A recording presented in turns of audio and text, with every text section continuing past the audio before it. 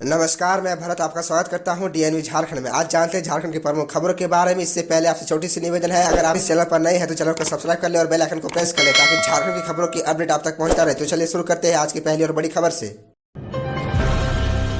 नियोजन नीति को लेकर छात्रों ने फूका मंत्री बन्ना गुप्ता का पुतला। दरअसल आपको बता दें कि राज्य में नियोजन नीति का मामला तुर पकड़ता जा रहा है। 47 न चलते आंदोलन तेज हो रहा है। इस क्रम में जमशेदपुर पश्चिम के विधायक सह राज्य के स्वास्थ्य मंत्री बन्ना गुप्ता का रविवार को पुतला दहन किया गया। झारखंड स्टेट स्टूडेंट यूनियन के द्वारा पूर्व घोषित विधायक समर्थन प्राप्ति अभियान के तहत क्षेत्रीय विद्यार्थी विधायक बन्ना गुप्ता से 47 न चलते समर्थन के लिए गए थे, लेकिन विधायक के गार्ड और निजी समर्थकों द्वारा छात्रों के साथ बदसलूकी की गई। जबरन ढकेलते हुए बाहर कर दिया गया, जिससे कोल्हान के साथ साथ संपूर्ण राज्य भर में झारखंडी छात्रों में भारी आक्रोश है। इस कारण कोल्हान और रांची संपूर्ण जिला मुख्यालयों में स्वास्थ्य मंत्री बन्ना गुप्ता का विरोध प्रदर्शन और पुतला दहन किया गया। यूनियन ने मंत्री पर झारखंडी जनभावना को रोनने का आरोप लगाते हुए सरकार से उन्हें बर्खास्त करने की मांग की। 8 दिनों तक दिनेश गोप से एनआईए करेगी पूछताछ, कोर्ट ने दी इजाजत। आपको बता दें कि पीएलएफआई सुप्रीमो दिनेश गोप को सोमवार को कड़ी सुरक्षा के बीच एनआईए की विशेष अदालत में पेश किया गया। इस दौरान कोर्ट से एनआईए ने दिनेश गोप को 15 दिनों की रिमांड पर लेकर पूछताछ करने की अनुमति मांगी है, लेकिन कोर्ट ने सिर्फ 8 दिनों की रिमांड की इजाजत दी। वहीं अब एनआईए और झारखंड पुलिस 8 दिनों तक दिनेश गोप से पूछताछ करेगी। जानकारी के मुताबिक पीएलएफआई सुप्रीमो दिनेश गोप नेपाल में सरदार का भेष बदलकर रह रहा था। वहीं एनआईए और रांची पुलिस ने आईबी को मिली सूचना के आधार पर कार्रवाई की, जिसके बाद दिनेश गोप को नेपाल से गिरफ्तार कर लिया गया। आपको बता दें कि गिरफ्तारी के बाद उसे दिल्ली लाया गया। इसके बाद रविवार को हवाई जहाज से रांची लाया गया। झारखंड पुलिस दिनेश गोप पर 25 लाख का इनाम की घोषणा की थी। वहीं एनआईए ने भी उस पर 5 लाख का इनाम घोषित कर रखा था। झारखंड में मिनी पाकिस्तान पर बवाल, बीजेपी झामुमो कांग्रेस नेता में जुबानी जंग। आपको बता दें कि विवादित बयानों के लिए मशहूर झारखंड कांग्रेस के विधायक इरफान अंसारी की ताजा टिप्पणी से बवाल खड़ा हो गया है। इरफान अंसारी ने इस बार विधानसभा क्षेत्र महागमा को मिनी पाकिस्तान कह दिया। उनके बयान पर बवाल हो गया है। इरफान अंसारी ने कहा कि यदि बीजेपी सांसद निशिकांत दुबे को हराना है तो गोड्डा लोकसभा क्षेत्र से किसी मुस्लिम प्रत्याशी को उतारना पड़ेगा। उन्होंने कहा कि जैसे कि महागमा को मिनी पाकिस्तान कहा जाता है, मतदाताओं के नजरिए से मधुपुर, जरमुंडी और गोड्डा में भी मुस्लिम आबादी है। इरफान अंसारी के इस बयान पर उन्हें आड़े हाथों लेते हुए पूर्व मुख्यमंत्री बाबूराम मांडे ने कहा कि यह बयान उनकी वैचारिकी दर्शाता है। वहीं बीजेपी सांसद निशिकांत दुबे ने कहा कि कांग्रेस और झामुमो का क्या एजेंडा है, यह इरफान अंसारी के बयान में दिखता है। हालांकि बवाल बढ़ता देख इरफान अंसारी ने यूटर्न लिया और कहा कि उन्होंने बीजेपी का बयान दोहराया है। आपको ये भी बता दो कि इरफान अंसारी को आड़े हाथों लेते हुए बीजेपी विधायक दल के नेता सह पूर्व मुख्यमंत्री बाबूराम मांडे ने कहा कि कांग्रेस विधायक इरफान अंसारी ने महागमा विधानसभा क्षेत्र को मिनी पाकिस्तान बताया है। दरअसल इरफान अंसारी के मन की यही वैचारिका है जो गाहे बागाहे सामने आ जाती है। बाबूराम मांडे ने 10 जून 2022 को हुई रांची हिंसा का जिक्र करते हुए आरोप लगाया कि इरफान अंसारी ही थे जिन्होंने रांची दंगों के बाद बलवाइयों को बचाया था। खबरों में आगे बढ़ने से पहले आपसे छोटी सी निवेदन है कि अगर आप इस चैनल पर नए हैं तो चैनल को सब्सक्राइब अवश्य कर ले ताकि झारखंड की हर खबर आप तक पहुंचा सके। पहली बार सरकारी स्कूल में नियुक्त होंगे मैनेजर। स्कूल ऑफ एक्सीलेंस में इंटरव्यू के आधार पर होगा चयन। लाइब्रेरियन भी होंगे बहाल। 25 मई तक करे आवेदन। दरअसल आपको बता दें कि झारखंड के सरकारी स्कूल में पहली बार मैनेजर और लाइब्रेरियन की नियुक्ति होगी। स्कूली शिक्षा एवं स्वच्छता विभाग की ओर से तैयारी शुरू कर दी गई है। यह नियुक्ति नवनिर्मित 80 स्कूल ऑफ एक्सीलेंस में की जा रही है। मैनेजर पद के लिए 25 मई तक आवेदन मांगा गया है। वैसे विभाग से मिली जानकारी के मुताबिक दोनों पदों पर उम्मीदवारों के चयन के लिए साक्षात्कार का विकल्प रखा गया है। मुख्यमंत्री हेमंत सोरेन ने स्कूल ऑफ एक्सीलेंस के उद्घाटन के मौके पर स्कूल मैनेजर नियुक्ति की बात कही थी। आपको बता दें कि 80 स्कूल ऑफ एक्सीलेंस में मैनेजर की नियुक्ति के लिए वैसे शिक्षकों को मौका दिया जाएगा जो सीबीएसई या आईसीएसई से संबंधित स्कूलों, नवोदय विद्यालय, केंद्र विद्यालय से सेवानिवृत्त हो चुके होंगे। विभाग के सूत्रों की माने तो सीबीएसई से संबद्धता प्राप्त स्कूलों के सेवानिवृत्त प्राचार्य को नियुक्ति में प्राथमिकता दी जाएगी। इसके लिए अधिकतम आयु सीमा 62 वर्ष निर्धारित की गई है। इनकी नियुक्ति के लिए साक्षात्कार रखा गया है, पर आवेदन अधिक आने पर लिखित परीक्षा भी ली जा सकती है।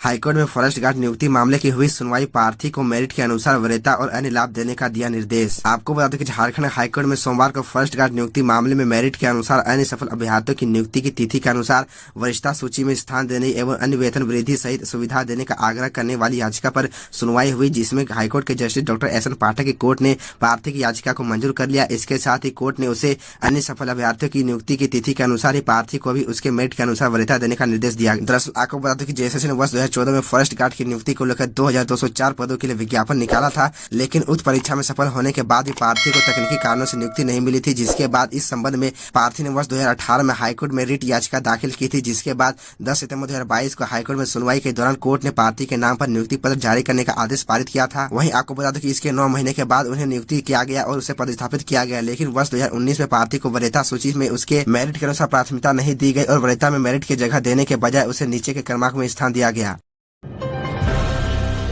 राष्ट्रपति द्रौपदी मुर्मू के आगमन पर सुरक्षा व्यवस्था सख्त, कार्यक्रम स्थल से 2 किलोमीटर तक रेड जोन। आपको बता दें कि राष्ट्रपति द्रौपदी मुर्मू के आगमन को लेकर झारखंड में जोर शोर से तैयारी हो रही है। राजधानी रांची में सुरक्षा को लेकर कड़े इंतजाम किए गए हैं। कार्यक्रम स्थल के 2 किलोमीटर की परिधि को अस्थायी रेड जोन घोषित किया गया है। यह आदेश डीसी कुमार सिन्हा व वरीय पुलिस अधीक्षक ने जारी किया है। राजभवन, नवनिर्मित उच्च न्यायालय और IIIT नामकुम में आयोजित कार्यक्रम के दौरान यह आदेश लागू रहेगा। रेड जोन में कोई भी व्यक्ति सचिव पदाधिकारी की अनुमति के बिना ड्रोन का परिचालन भी नहीं कर सकेगा। राष्ट्रपति की सुरक्षा व्यवस्था को लेकर रविवार की रात SSP ने पुलिस अधिकारियों के साथ बैठक की। उन्होंने अधिकारियों को कार्यक्रम के दौरान आने जाने के रूट में कहीं भी गाड़ी या ठेला लगने नहीं देने का निर्देश दिया। इसके अलावा होटल की चेकिंग और कार्यक्रम स्थल के आसपास के इलाके में रहने वाले नए लोगों का सत्यापन करने का टास्क दिया गया।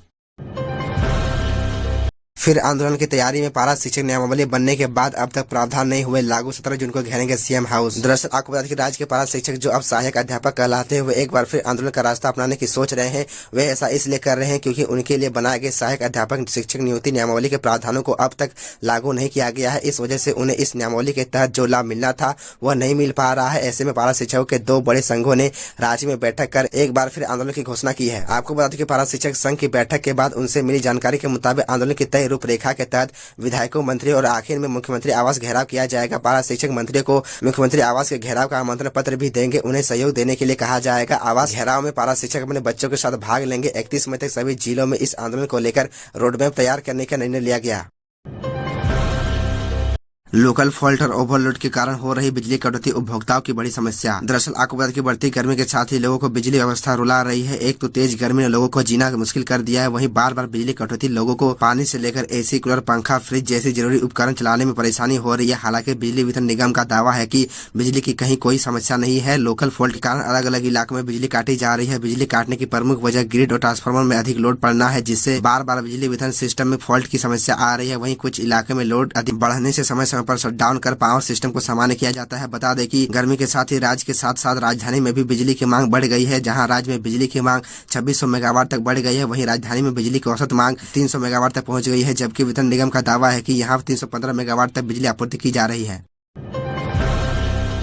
सरकार बनते ही चुनावी वादा भूले हेमंत सोरेन, JMM के लॉबिन हैमरों ने फिर बोला हमला। दरअसल आपको बता दें कि जिन मुद्दों के बल पर झामुमो झारखंड के सत्ता पे आई थी, सरकार बनते ही मुद्दों से किनारा कर लिया। सरकार ने जनता से जो वादा किया था धरातल पर कोई काम नहीं किया। जनता ने अपना काम तो किया, परंतु मुख्यमंत्री हेमंत सोरेन ने जनता के भरोसे को तोड़ने का काम किया है। उपरोक्त बातें बोरियो के विधानसभा विधायक लॉबिन हैमरों ने रविवार को परिषद भवन में प्रेस कॉन्फ्रेंस के दौरान कहा कि चुनावी मुद्दा था कि झामुमो की सरकार बनी तो संतान प्रोग्राम में SPT एक्ट को सख्ती से लागू करेंगे, परंतु मुख्यमंत्री का ध्यान प्रमुख मुद्दों से भटक गया है। यहाँ की डेमोग्राफी बदल रही है। राज्य में SPT और CNT एक्ट का दुरुपयोग हो रहा है। SPT एक्ट के बावजूद हमारे जमीन को लूटा जा रहा है। यहाँ की जमीन नॉन सेलेबल है, बावजूद अवैध तरीके से जमीनों की खरीद फरोख्त हो रही है और सरकार हाथ पर हाथ धरे बैठी है। तो यह थी झारखंड की टॉप बड़ी खबरें, और इसी तरह झारखंड की छोटी सी बड़ी खबरों को देखने के लिए आप हमारे चैनल DN झारखंड को सब्सक्राइब कर ले और बेल आइकन को प्रेस कर ले, जिससे आपको झारखंड की छोटी बड़ी खबरों के अपडेट आप तक पहुँचता रहे। तो आज के लिए इतना ही, हमें दीजिए इजाजत। फिर मिलते हैं आपसे अगले वीडियो में।